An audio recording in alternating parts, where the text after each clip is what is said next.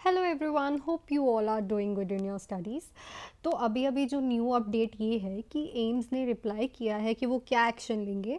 तो उन्होंने ये बोला है कि जहाँ पे ये स्क्रीनशॉट लिए गए हैं, ये पेपर लीक हुआ है, उस सेंटर के जो कैमराज हैं उनकी इंस्पेक्शन होगी, ठीक है। और देखा जाएगा कि कितने क्वेश्चन लीक हुए हैं, क्या हिसाब किताब चल रहा है, ठीक है। वो भी कह रहे हैं कि हमें भी इसी चीज़ से पता चला है।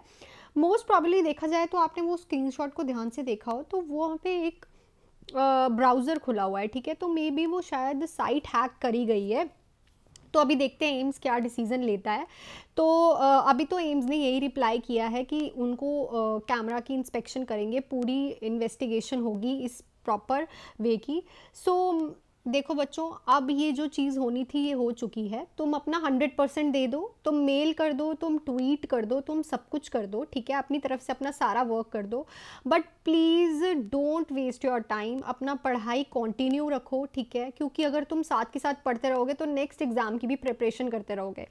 इस चीज़ की टेंशन लेने का कोई फ़ायदा नहीं है, क्योंकि एट दी एंड जो डिसीज़न है वो एम्स का ही है। देखो अभी तक तो 95% तो मुझे ऐसे लगता है कि सोर्सेज से भी यही पता चलता है कि जो एग्ज़ाम है वो दोबारा से कंडक्ट नहीं होगा। एम्स दोबारा से एग्ज़ाम्स लेने का सोच नहीं सकता मेरे हिसाब से, क्योंकि देखो अगर एग्ज़ाम दोबारा भी होगा तो जो नेक्स्ट वैकेंसी है वो बहुत लेट हो जाएगी, ठीक है। तो एग्ज़ाम दोबारा होने के तो चांसेस कम है। हाँ, जो बच्चे क्वालिफाई करेंगे, जो कट ऑफ तक पहुंचेंगे, उनकी डीवी भी होगी और उनका ज्वाइनिंग भी होगा, ठीक है। इस बार कट ऑफ भी थोड़ी नीचे थोड़ी कम जाएगी, बिकॉज पेपर जो है वो क्लिनिकल बेसिस पे ज़्यादा था, ठीक है। टफ था पेपर का लेवल, बट इस चीज़ का असर हमारे नेक्स्ट एग्ज़ाम पे ज़रूर पड़ेगा बच्चों, क्योंकि ये चीज़ जो है नेक्स्ट पेपर को टफ कर सकती है। तो इस पे वरी मत करिए, अपनी नेक्स्ट स्टडी की ओर चलिए और अपने तरफ से सारा काम कर दीजिए, अपना 101% दे दीजिए।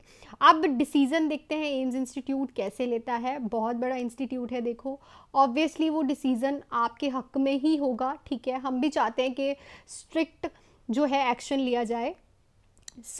इसके लिए don't worry and do your study, do your hard work, क्योंकि hard work always pay off, ठीक है। इसके साथ अब स्टार्ट करते हैं हमारा जो पेपर का सॉल्यूशन है। तो नेक्स्ट मेरे पास जो क्वेश्चंस हैं मैं उनको आपको डिस्कस करूंगी आपके साथ। While doing the procedure of NG tube insertion the tube pass nasopharynx and now ask the patient to swallow. देखो क्वेश्चन आया था कि एक नर्स है, प्रोसीजर कर रही है एनजी ट्यूब इंसर्शन का, ठीक है। जो ट्यूब है वो पास कर गई है नेजोफेरिंग्स। तो अब वो पेशेंट को क्या बोलेगी? तो वो पेशेंट को बोलेगी कि स्वेलो करो, मतलब उस चीज़ को स्वेलो करो, ऐसे करो कि निगलो उस चीज़ को, ताकि वो ईजिली जो है वो अंदर चले जाए, गैस्ट्रिक चले जाए, वो तुम्हें डिस्कम्फर्ट ना दे, ठीक है। तो ये ऑप्शन जिसने ठीक किया है उसको एक नंबर जरूर मिलेगा। नेक्स्ट पे चलते हैं। While monitoring the intake and output of child the nurse observe that the intake output should be approximately equal.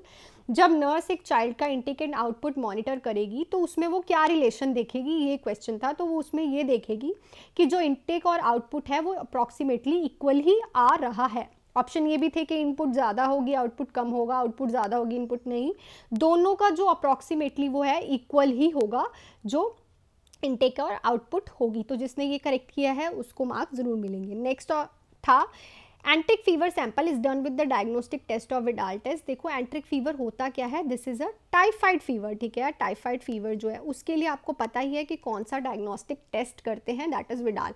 अब यहाँ पे जिसको पता होगा कि टाइफाइड को एंट्रिक फीवर भी बोलते हैं, उसका ऑप्शन तो बिल्कुल सही होगा, that is Widal test.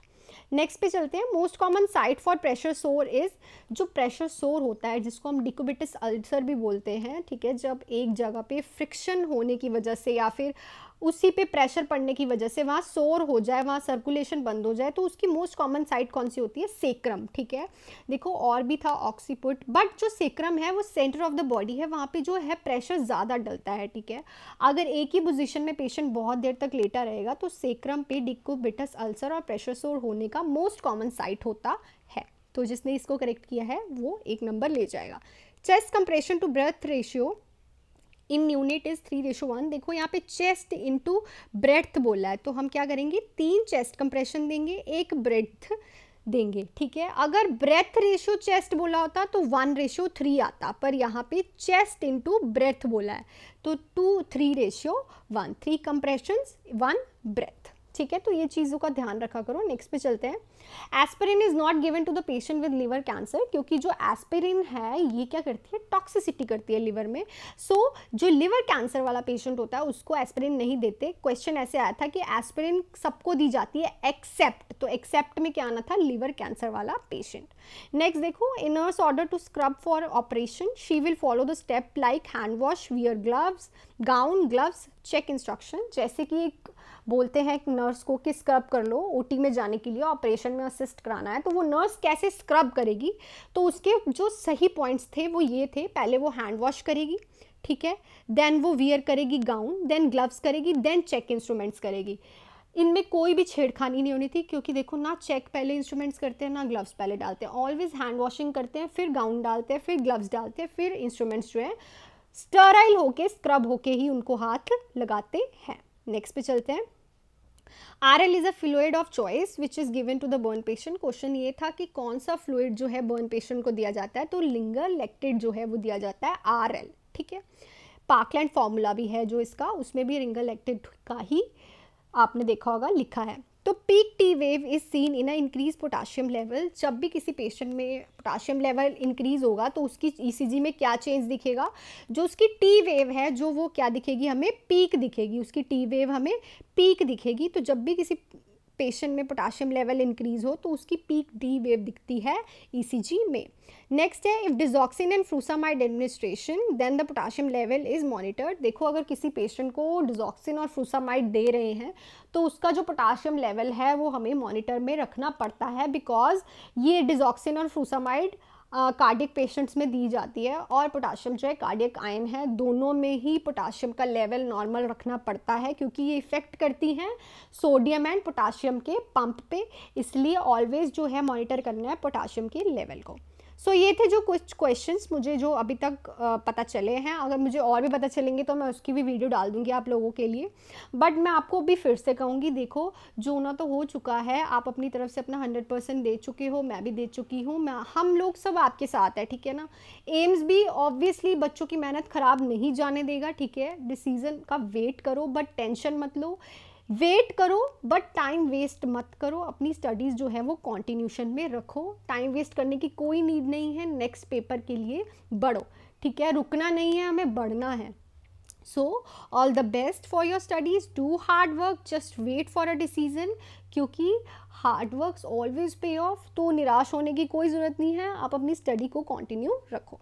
So thank you so much and all the best. और अगर आप ये वीडियो देख रहे हैं तो please like the channel, subscribe to my channel and share with your friends. Thank you.